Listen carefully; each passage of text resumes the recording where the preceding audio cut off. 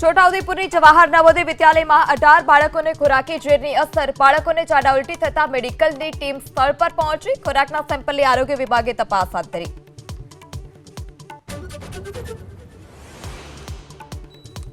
વાવ થરાદમાં જિગ્નેશ મેવાણીના સમર્થનમાં રેલી, કોંગ્રેસ અને દલિત સમાજના આગેવાનો રસ્તા પર ઉતર્યા, 4 રસ્તાથી કલેક્ટર કચેરી સુધી રેલી।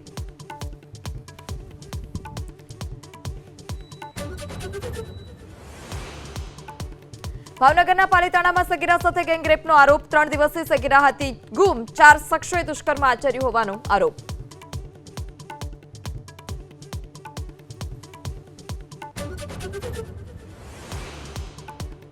કમલા પસંદ અને રાજશ્રી પાન મસાલાના માલિક કમલ કિશોરની પુત્રવધુ દીપ્તિ ચોરસિયાએ કરી આત્મહત્યા, દિલ્હીના વસંત કુંજના બંગલામાં ગળે ફાંસો ખાઈ મોતને કર્યું વહાલું।